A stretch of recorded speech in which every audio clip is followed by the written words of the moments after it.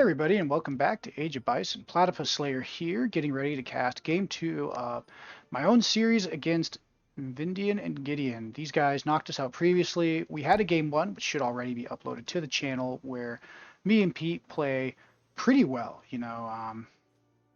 I definitely think, against these two players, Gideon and Vindian, who tend to have just these just crazy, strategies, it felt really good to be kind of in the commander's seat. And so before we get this game, we're just like, all right, we're up one.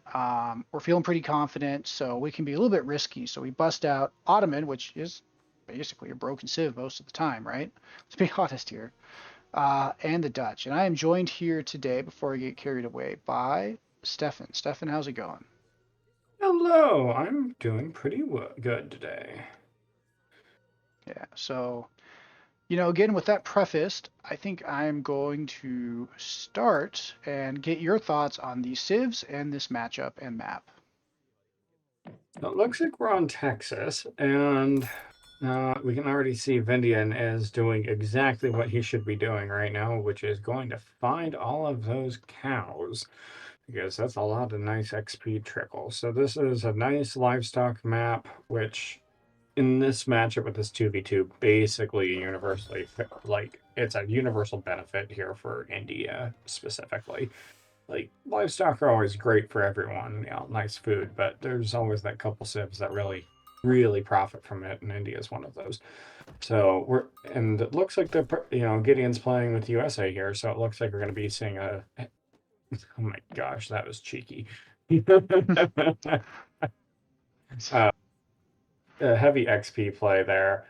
So that's going on, and we'll get your insights as we go on, obviously, Platt. But we've got the classic Bottomans and Dutch. So, man, we'll get your insights as what you're doing. But from my outsider input, I'd be looking at this and saying, okay, it looks like we're going to be seeing defensive play and made probably into an FF out of you guys.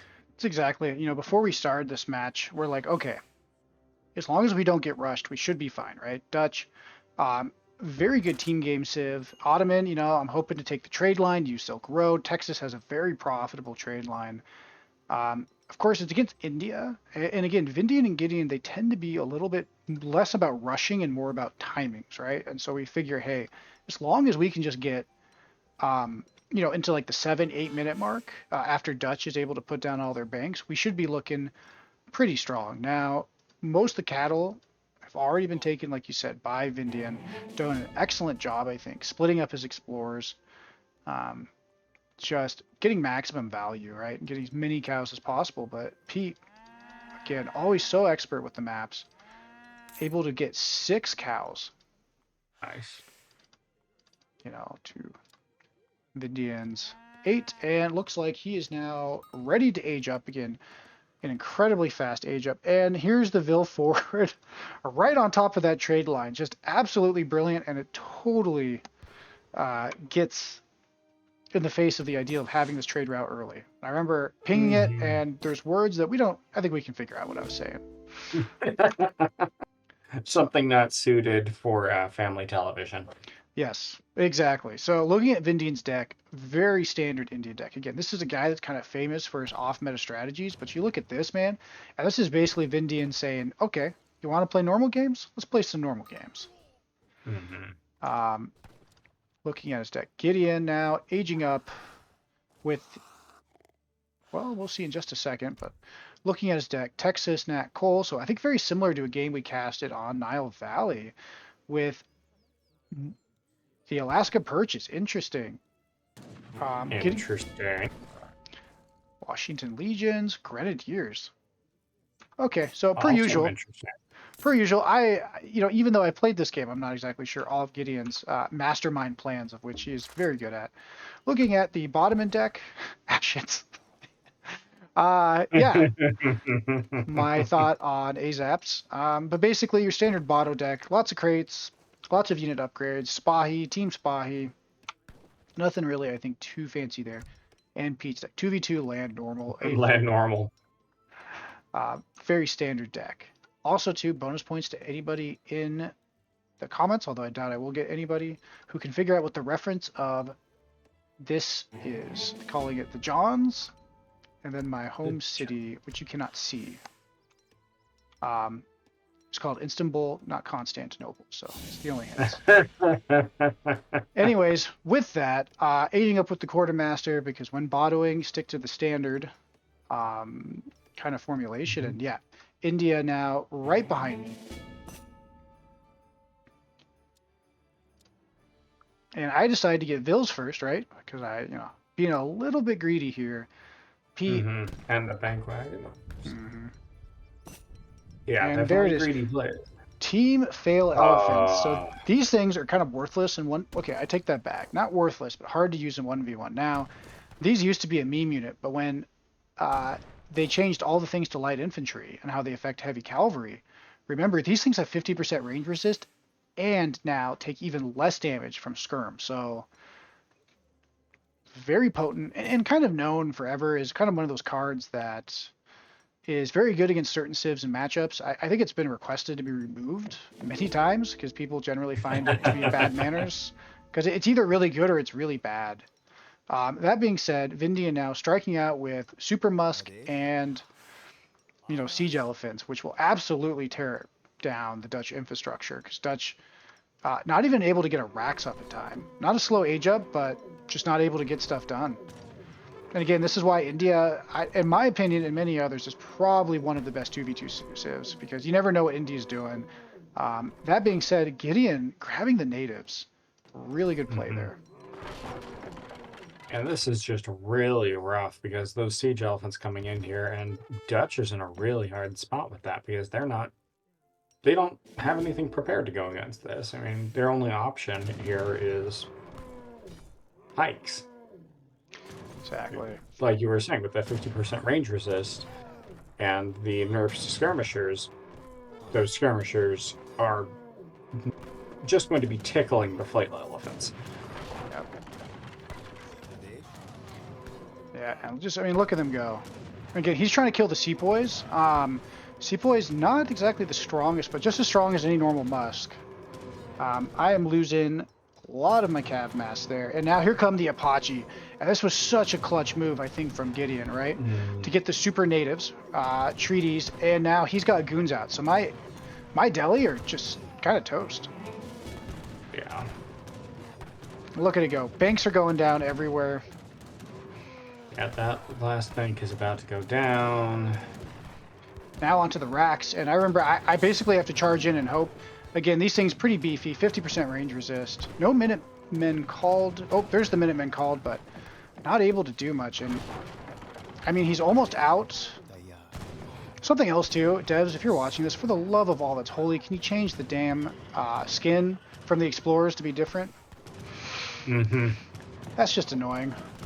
Or make it so I can change the Explorer skin for India for both Explorers. Yeah, just give them something a little special. But again, 2 goons out there. So, I mean, just a perfect storm. Gideon and Vindian reading the room and doing a perfect job of basically countering us, our unit comps, our plans. We didn't want to be rushed. We got rushed. I went out with the Delhi, one of the strongest cavalry in the game. He's right on top of it, and he's got double goons on top of heavy infantry. So, I think at this point, we're just thinking, all right, what are we going to do? Yeah, this is a really tough spot to be in. I mean, Pete's almost completely wiped now at this point. And he has, unfortunately, 700 wood just sitting on the ground there. Yep, which, and of course, Vindian, classically with the bad manners. You already started with the siege elephants, so you got to keep going. And really, it's a smart move. You've got one Vil. It's a pretty low proposition for India because they have a really good boom. In hindsight, I don't know how my villager lasted that long. And here I go. I even called my Minutemen. Just to get something out, yeah. And Delhi going in, trying to scare stuff away. Trying to try a 2v1 here. Not exactly the strongest move, but again, auto, it's strong. What else could I say? So, trying to buy some time, kill most of the opponent army, but I mean, look at the Pete score. He's been completely gutted. He's lost. I mean, let's go look at how he's doing. 16 Vils, no banks. town center down. You know, I've lost my army. Trying to save that town center.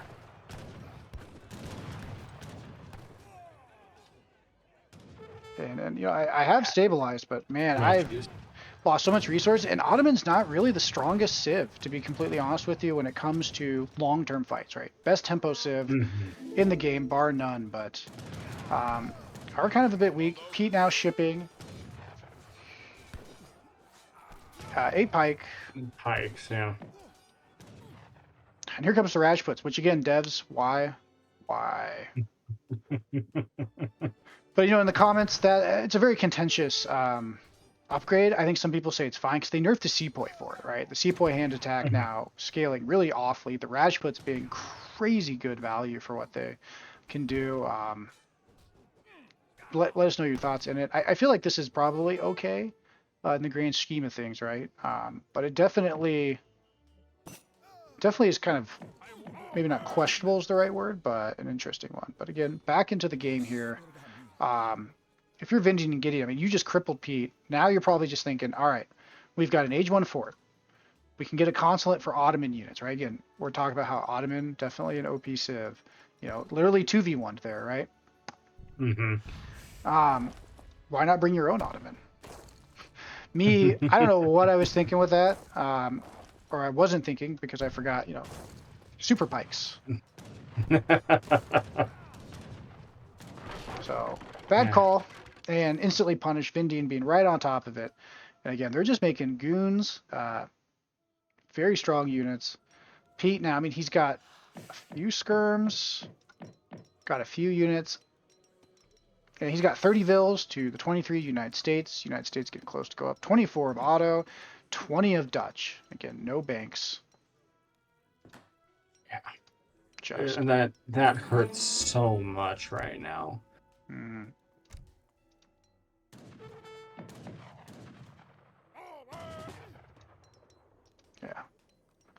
Yeah. That was. I mean, and I mean, at this point now it is kind of the part where if you're Gideon Vindian, you have such a huge advantage at score this early on in the game. It's your game to lose, right? And so they're going to play, I believe, relatively cautious and safe. And I think that's exactly what you do here. Because the last thing you want to do is get caught out. Now, I decide, because the game is basically screwed, I think. It's time for some Chad Barsies. And these guys, I believe, do make good account of themselves. I mean, these Grenadiers are nuts. Again, I don't think there's a single unit in the Ottoman roster that doesn't kick. Yeah, at this point, every single one of them kicks. I know when they first released the AZAPs, they were widely mocked, but they've been buffed enough that they now are substantial units. Exactly. Gideon going up with Kentucky, so we're probably going to see a bit of a repeat of the boom we saw in a previous series, right, where he puts out the coal mines. United States gets a special coal mine that gathers twice as fast as a normal coal mine. Typically, he uses this for himself to go to 4, or he slings his ally. So we'll see what Gideon does with it, but great map control. Thank you for paying my ransom. Yep. From my knowledge, what are the rules on slinging actually within this tourney?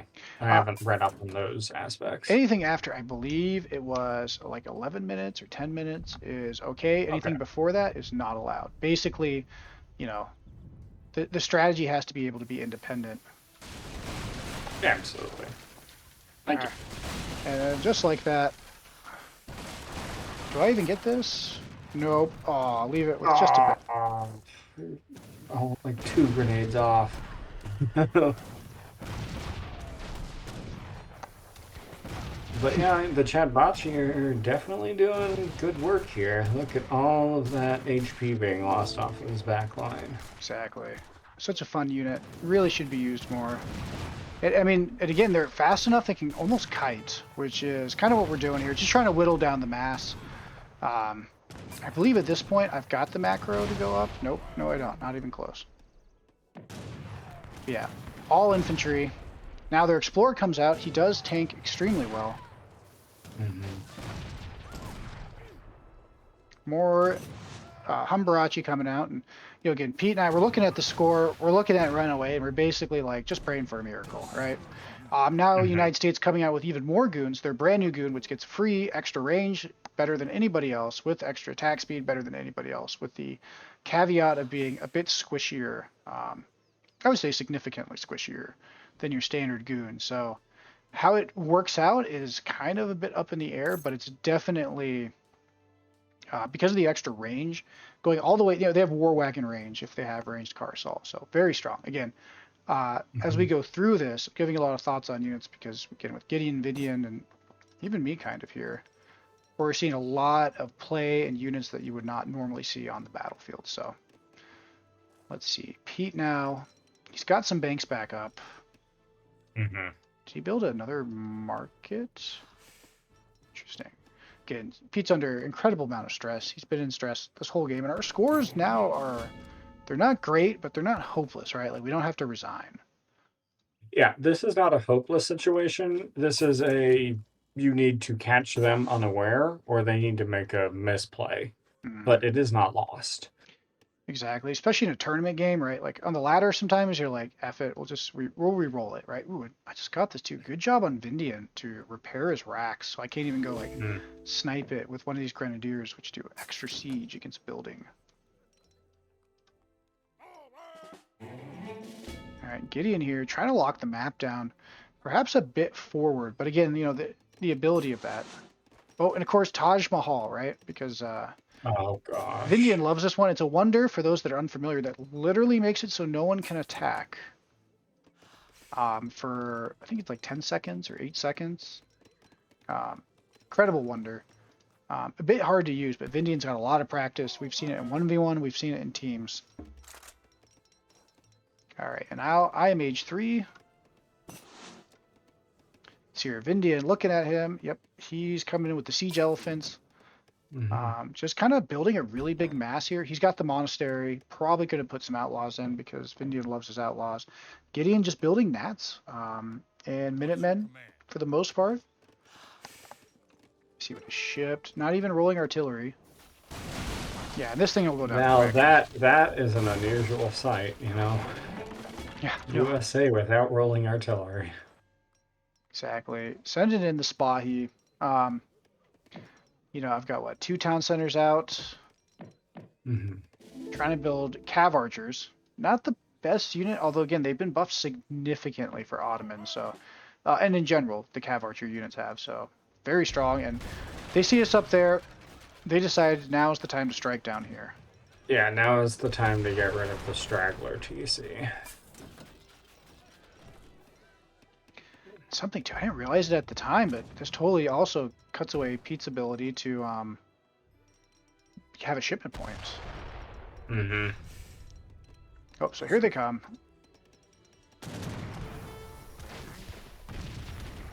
I think we're just trying to whittle down the goons.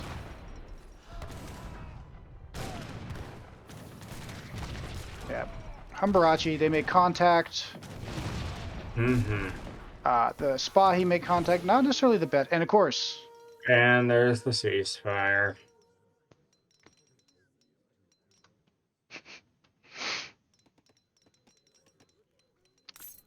Moment of silence for our fallen.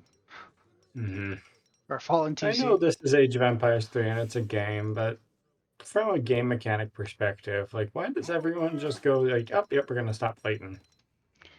Catch their breath. Yeah. It's a very interesting one, but again, the precision that Vindian often Yeah, that uses was an excellent time for it to be used. This allows them to break off that snare. Exactly, and Like, he would have lost most of his mass there. Exactly, and I think I still have just normal Humbarachi. I'm just spamming cav archers. I think at this point, mainly because my macros all over the place. And we're starting to run out of res.